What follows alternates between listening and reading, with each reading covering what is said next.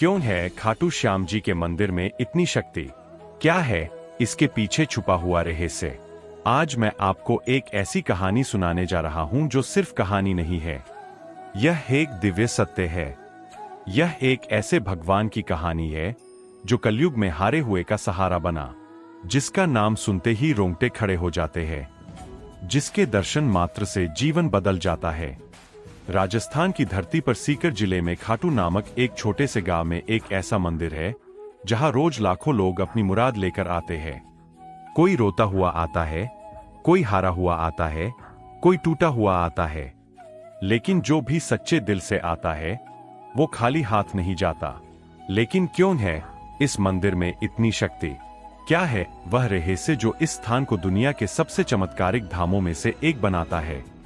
आइए मैं आपको वो कहानी सुनाता हूं जो समय के पन्नों में दबी हुई है, वो कहानी जो आपकी आत्मा को छू जाएगी।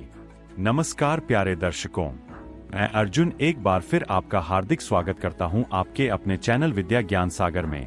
दोस्तों, आज हम एक नई कहानी और एक नया वीडियो लेकर आपकी सेवा में उपस्थित हुए हैं। आज की कथा अत्यंत ज्ञानवर्धक और प्रेरणादायक है। कथा शुरू करने से पहले आपसे एक विनम्र निवेदन है। शास्त्रों में कहा गया है कि अधूरी छोड़ी गई कथा दुख और पाप का कारण बनती है, इसलिए इसे अंत तक अवश्य सुनें। और अगर आप अपनी मां से सच्चा प्रेम करते हैं तो इस वीडियो को लाइक करें, हमारे चैनल को सब्सक्राइब करें और कमेंट में मां लिखकर अपना समर्थन दें। तो आइए बिना किसी विलंब के आरंभ करते हैं आज की प्रेरणादायक कथा। युगों पूर्व जब धर्म और अधर्म के बीच युद्ध की तैयारी हो रही थी, उस समय पांडुपुत्र भीम के पुत्र घटोत्कच के घर में एक अद्भुत बालक ने जन्म लिया। उसकी माता का नाम था मोरवी, जो अहिलावती के नाम से भी प्रसिद्ध थी। जन्म के समय ही आकाश में दिव्य प्रकाश फैला था, देवताओं के मृदंग बजे थे। यह बालक था बर्बरीक, एक ऐसा योद्धा जिसकी वीरता और शक्ति की गाथा आज भी कही जाती है। बर्बरीक के जन्म के साथ ही प्रकृति में अनेक चमत्कार हुए थे। वृक्ष फल फूलों से लद गए, नदियां मधुर संगीत बजाने लगी और पशु पक्षी आनंद में नृत्य करने लगे। यह सब इस बात का प्रमाण था कि कोई दिव्य आत्मा धरती पर अवतरित हुई है। बचपन से ही बर्बरीक में अद्भुत शक्तियां थी। जब वो मात्र 5 वर्ष का था तब उसने एक हाथी को केवल अपनी मुट्ठी के बल पर रोक दिया था। 10 वर्ष की आयु में उसने एक दिन में 100 राक्षसों का वध कर दिया था। मां मोरवी ने अपने पुत्र को सिखाया था, हे पुत्र, जीवन में हमेशा याद रखना कि सबसे बड़ा धर्म है हारे हुए की सहायता करना। जो निर्बल है, जो असहाय है, जो संकट में है, उसके साथ खड़े होना ही सच्चा धर्म है। मां के इन शब्दों को बर्बरीक ने अपने हृदय की गहराई में बसा लिया था। वह जानता था कि उसकी शक्ति का उपयोग कमजोरों की रक्षा के लिए करना है। जब बर्बरीक 16 वर्ष का हुआ तब उसने घोर तपस्या की। हिमालय की ऊंची चोटियों पर जहां सिवाय बर्फ के कुछ नहीं था, वहां उसने भगवान शिव की आराधना की। महीनों तक केवल हवा पीकर बिना भोजन के वो तपस्या में लीन रहा। भगवान शिव प्रसन्न हुए और उन्होंने बर्बरीक को 3 अद्भुत बाण प्रदान किए। यह बाण साधारण नहीं थे, यह दिव्य थे, चमत्कारी थे। पहला बाण यह शत्रु के सभी कमजोर स्थानों को चिन्हित करता था। जहां भी यह निशाना लगाता वहां लाल रंग का चिन्ह बन जाता था। दूसरा बाण यह मित्रों और रक्षणीय व्यक्तियों को पहचानकर उन्हें चिन्हित करता था, उन पर नीले रंग का निशान बनता था। तीसरा बाण यह सबसे शक्तिशाली था। यह लाल निशान वाले सभी स्थानों को एक साथ भेदकर शत्रुओं का संहार करता था और नीले निशान वाले सभी को सुरक्षित कर देता था। माता मोरवी ने, जो स्वयं एक नाग कन्या थी, अपने पुत्र को एक दिव्य धनुष प्रदान किया। यह धनुष इतना शक्तिशाली था कि इसकी टंकार से ही शत्रु भयभीत हो जाते थे। इस धनुष का नाम था महाकाल दंड। इस धनुष की विशेषता यह थी कि यह कभी नहीं था। जो भी लक्ष्य बर्बरीक मन में सोचता वो तुरंत उस तक पहुंच जाता था, चाहे शत्रु कहीं भी छुप जाए, चाहे वह किसी भी माया का सहारा ले, यह बाण उसे ढूंढकर मार गिराता था। जब महाभारत के युद्ध की घोषणा हुई तब बर्बरीक के हृदय में भी युद्ध में भाग लेने की इच्छा जगी। उसने सोचा, यह तो धर्म और अधर्म का युद्ध है, मुझे इसमें अवश्य भाग लेना चाहिए। लेकिन प्रश्न था किस पक्ष में? बर्बरीक के मन में कोई शंका नहीं थी। उसकी मां ने जो संस्कार दिए थे उसके अनुसार उसे हमेशा हारने वाले का साथ देना था। वह अपने नीले घोड़े पर सवार होकर कुरुक्षेत्र की ओर चल पड़ा। रास्ते में जो भी उसे मिलता वह पूछता, कुरुक्षेत्र में कौन जीत रहा है? सभी का एक ही उत्तर था, पांडव निर्बल है, कौरव शक्तिशाली है। यह सुनकर बर्बरीक का निर्णय और भी पक्का हो गया। वह पांडवों का साथ देगा। कुरुक्षेत्र के पास पहुंचकर बर्बरीक ने एक वट वृक्ष के नीचे विश्राम किया। वहां उसे एक युवा ब्राह्मण मिला जो अत्यंत सुंदर और तेजस्वी था। उसकी आंखों में अद्भुत गहराई थी, मुस्कान में दिव्य चमक थी। यह ब्राह्मण कोई और नहीं, स्वयं भगवान कृष्ण थे, जो बर्बरी की परीक्षा लेने आए थे। वत्स, ब्राह्मण ने मधुर स्वर में कहा, तुम कहां जा रहे हो और यह 3 बाण लेकर क्या करोगे? क्या तुम्हें लगता है कि मात्र 3 बाणों से तुम युद्ध जीत सकते हो? बर्बरीक ने विनम्रता से उत्तर दिया, हे ब्राह्मण देव, यह कोई साधारण बाण नहीं है। एक बाण से अपने शत्रुओं को चिन्हित कर सकता हूं, दूसरे से मित्रों को और तीसरे से सभी शत्रुओं का संहार। यदि आवश्यकता हो तो एक ही बाण से सारी पृथ्वी को छलनी कर सकता हूं। ब्राह्मण ने मुस्कुराते हुए कहा, यह कैसे संभव है? वत्स, दिखाओ तो मुझे अपनी शक्ति। उन्होंने पास के एक विशाल पीपल वृक्ष की ओर इशारा किया और कहा, इस वृक्ष के सभी पत्तों को छेद दो, लेकिन ध्यान रहे एक भी पत्ता नष्ट नहीं होना चाहिए, केवल छेद होना चाहिए। बर्बरीक ने अपने पहले बाण को धनुष पर चढ़ाया। मन ही मन उसने संकल्प किया था, महादेव, इस वृक्ष के हर पत्ते के मध्य में छेद हो जाए। बाण छूटा और चमत्कार हो गया। वृक्ष के हजारों पत्तों में प्रत्येक के मध्य में एक सुंदर गोल छेद हो गया। पूरा वृक्ष मानो कलाकृति बन गया था। लेकिन यह चमत्कार यही नहीं रुका। ब्राह्मण के पैर के नीचे भी एक पीपल का पत्ता था जिसमें भी छेद हो गया था। बर्बरीक समझ गया कि यह कोई साधारण ब्राह्मण नहीं है। तभी ब्राह्मण का रूप बदलने लगा। उनके चारों ओर दिव्य प्रकाश फैल गया। उनके सिर पर मोरपंख का मुकुट दिखाई दिया, हाथ में सुदर्शन चक्र और मुरली। यह थे स्वयं भगवान कृष्ण। बर्बरीक तुरंत उनके चरणों में गिर पड़ा। हे जगन्नाथ, हे कृष्णा, आपने मुझ पर कृपा की, लेकिन मैं समझ नहीं पा रहा कि आप मुझसे क्या चाहते हैं। भगवान कृष्ण ने बर्बरी को उठाया और प्रेम से कहा, वत्स, मैं तुम्हारी शक्ति से प्रभावित हूं, लेकिन एक समस्या है। तुम्हारी शक्ति इतनी महान है कि यदि तुम युद्ध में भाग लोगे तो पूरा युद्ध असंतुलित हो जाएगा। भगवान कृष्ण ने समझाया, तुमने कहा था कि तुम हारने वाले का साथ दोगे, लेकिन सोचो, यदि तुम पांडवों के साथ मिलकर कौरवों को हरा दोगे तो फिर कौरव हारने वाले हो जाएंगे। तब तुम्हारा धर्म होगा कौरवों का साथ देना, और यदि तुम कौरवों का साथ दोगे तो पांडव हार जाएंगे। तब तुम्हें पांडवों का साथ देना होगा। इस तरह तुम अकेले ही पूरा युद्ध लड़ोगे और सभी महारथी केवल तमाशबीन बनकर रह जाएंगे। बर्बरी के मन में तूफान मच गया। उसने समझा कि भगवान सत्य कह रहे हैं। उसकी शक्ति वास्तव में इतनी प्रबल थी कि वह अकेले ही युद्ध का परिणाम बदल सकती थी। भगवान कृष्ण ने धीरे से कहा, वत्स, मैं तुमसे गुरु दक्षिणा मांगता हूं। अवश्य प्रभु, आपकी आज्ञा मेरे लिए सर्वोपरि है। मांगिए, क्या चाहिए आपको? मुझे तुम्हारा शीश चाहिए। यह सुनकर बर्बरी के चेहरे पर एक पल के लिए उदासी छा गई। उसके मन में हजारों विचार आए। युद्ध देखने की इच्छा, वीरगति पाने की चाह, यश कमाने की लालसा, सब कुछ एक पल में बिखर गया। लेकिन अगले ही क्षण उसके चेहरे पर शांति आ गई। गुरु का आदेश उसके लिए सब कुछ था। प्रभु, बर्बरीक ने दृढ़ स्वर में कहा, आपकी इच्छा मेरे लिए आदेश है। मैं अपना शीश अवश्य दूंगा, लेकिन मेरी एक प्रार्थना है। कहो वत्स, क्या चाहते हो? मैं युद्ध देखना चाहता हूं। मेरा शीश काटने के बाद भी यदि वह युद्ध देख सके तो अपने जीवन को सार्थक समझूंगा। भगवान कृष्ण ने प्रसन्नता से कहा, तथास्तु, तुम्हारा शीश न केवल युद्ध देखेगा बल्कि युद्ध की संपूर्ण गाथा को समझेगा भी। और सुनो, एक और वरदान देता हूं। कलयुग में तुम मेरे नाम से पूजे जाओगे। लोग तुम्हें श्याम कहकर पुकारेंगे। बर्बरीक ने अपनी तलवार निकाली।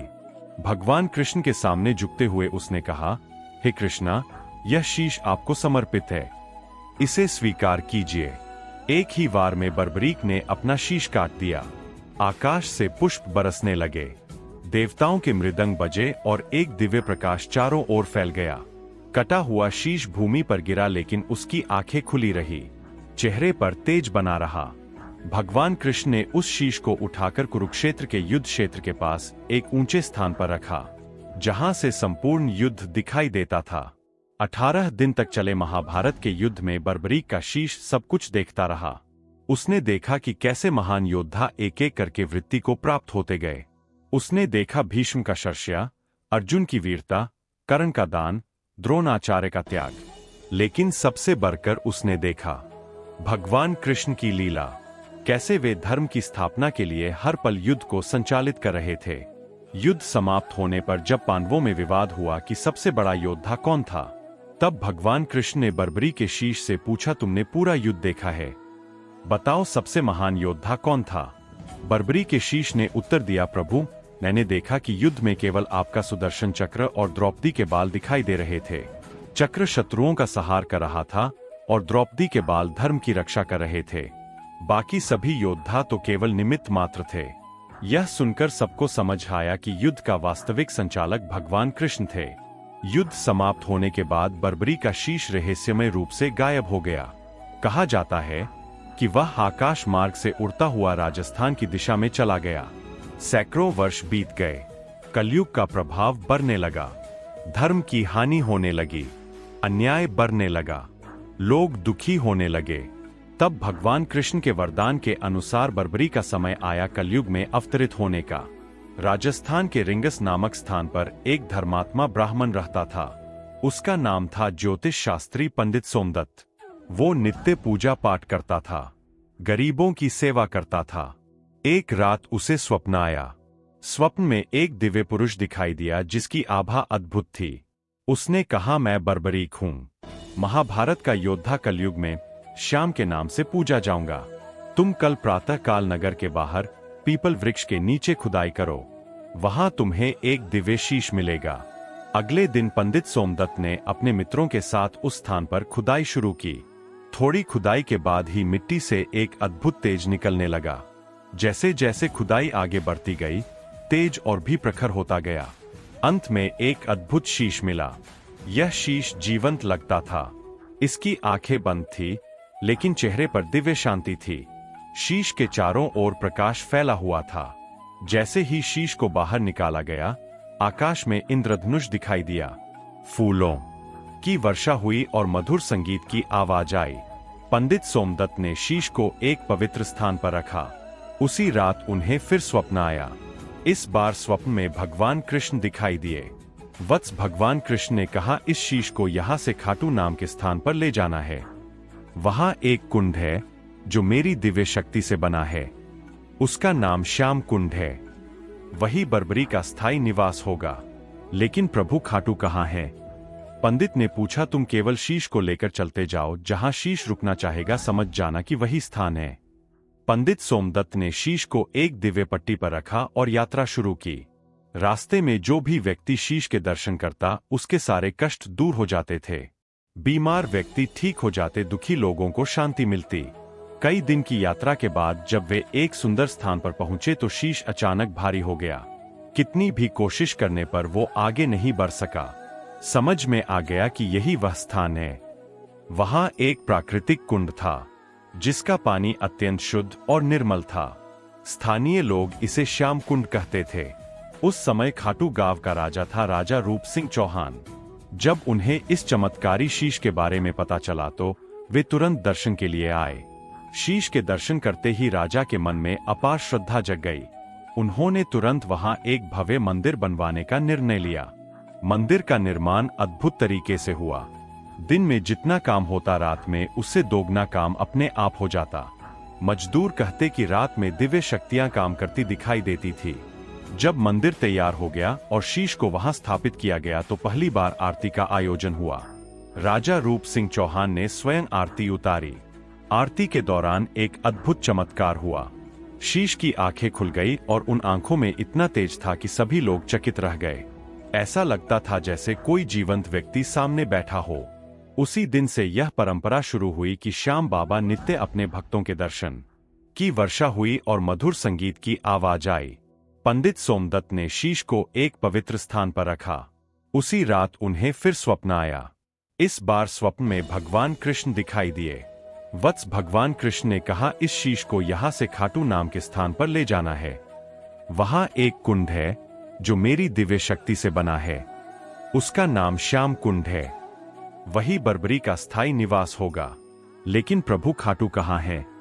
पंडित ने पूछा, तुम केवल शीश को लेकर चलते जाओ, जहां शीश रुकना चाहेगा समझ जाना कि वही स्थान है। पंडित सोमदत्त ने शीश को एक दिव्य पट्टी पर रखा और यात्रा शुरू की। रास्ते में जो भी व्यक्ति शीश के दर्शन करता, उसके सारे कष्ट दूर हो जाते थे। बीमार व्यक्ति ठीक हो जाते, दुखी लोगों को शांति मिलती। कई दिन की यात्रा के बाद जब वे एक सुंदर स्थान पर पहुंचे तो शीश अचानक भारी हो गया। कितनी भी कोशिश करने पर वो आगे नहीं बढ़ सका। समझ में आ गया कि यही वह स्थान है। वहां एक प्राकृतिक कुंड था जिसका पानी अत्यंत शुद्ध और निर्मल था। स्थानीय लोग इसे श्याम कुंड कहते थे। उस समय खाटू गांव का राजा था, राजा रूप सिंह चौहान। जब उन्हें इस चमत्कारी शीश के बारे में पता चला तो वे तुरंत दर्शन के लिए आए। शीश के दर्शन करते ही राजा के मन में अपार श्रद्धा जग गई। उन्होंने तुरंत वहां एक भव्य मंदिर बनवाने का निर्णय लिया। मंदिर का निर्माण अद्भुत तरीके से हुआ। दिन में जितना काम होता, रात में उससे दोगुना काम अपने आप हो जाता। मजदूर कहते कि रात में दिव्य शक्तियां काम करती दिखाई देती थी। जब मंदिर तैयार हो गया और शीश को वहां स्थापित किया गया तो पहली बार आरती का आयोजन हुआ। राजा रूप सिंह चौहान ने स्वयं आरती उतारी। आरती के दौरान एक अद्भुत चमत्कार हुआ। शीश की आंखें खुल गई और उन आंखों में इतना तेज था कि सभी लोग चकित रह गए। ऐसा लगता था जैसे कोई जीवंत व्यक्ति सामने बैठा हो। उसी दिन से यह परंपरा शुरू हुई कि श्याम बाबा नित्य अपने भक्तों के दर्शन देते हैं। उनकी आंखों में वही दया भाव है जो महाभारत के समय था। वही करुणा है जो हारे हुए के लिए थी। श्याम कुंड में एक विशेष रहस्य है। इसका पानी कभी कम नहीं होता, कभी ज्यादा नहीं होता। हजारों लोग रोज इसमें स्नान करते हैं, लेकिन पानी का स्तर वही रहता है। वैज्ञानिकों ने इसकी जांच की, लेकिन कोई भूमिगत जल स्रोत नहीं मिला। यह रहस्य आज भी बना हुआ है। कहा जाता है कि यह कुंड सीधे क्षीर सागर से जुड़ा है, जहां भगवान विष्णु विराजते हैं। इसीलिए इसका पानी कभी समाप्त नहीं होता। श्याम बाबा की मूर्ति के ठीक नीचे एक गुप्त कक्ष है। कहा जाता है कि वहां बर्बरीक के तीनों दिव्य बाण रखे हुए हैं। यह कक्ष तब तक नहीं खुलेगा जब तक कलयुग में धर्म का सर्वनाश नहीं हो जाता। जब कलयुग के अंत में पाप अपने चरम पर पहुंचेगा तब यह कक्ष खुलेगा और श्याम बाबा अपने दिव्य बाणों के साथ धर्म की स्थापना करेंगे। भविष्य पुराण में लिखा है कि कलयुग के अंत में एक नील घोड़े पर सवार होकर एक योद्धा आएगा जो धर्म की स्थापना करेगा। श्याम बाबा के भक्त मानते हैं कि यह योद्धा श्याम बाबा ही होंगे। मंदिर के पुराने शिलालेखों में एक नील घोड़े का चित्र है जिस पर एक योद्धा सवार है। यह चित्र रहस्यमय है और इसका अर्थ आज तक कोई नहीं समझ सका। श्याम बाबा के 11 नाम हैं और यह संख्या भी रहस्यमय है। इन 11 नामों में छुपी हुई है कलयुग की संपूर्ण गाथा। प्रत्येक नाम एक युग की समस्या का समाधान है। जब कोई भक्त पूरी श्रद्धा के साथ इन 11 नामों का जाप करता है तो उसकी सभी समस्याएं हल हो जाती है। लेकिन यह तभी संभव है जब भक्त का हृदय पूर्णतः शुद्ध हो। श्याम बाबा से जुड़ी कुछ संख्याएं विशेष है। मंदिर में 108 सीढ़ियां हैं। श्याम कुंड का व्यास 51 फीट है। मुख्य गुंबद की ऊंचाई 108 फीट है। यह संख्याएं केवल संयोग नहीं है। हिंदू धर्म में इन संख्याओं का विशेष महत्व है। 108 ब्रह्मांड की संपूर्णता का प्रतीक है और 51 शक्तिपीठों की संख्या है। ज्योतिषियों के अनुसार श्याम बाबा का मंदिर एक विशेष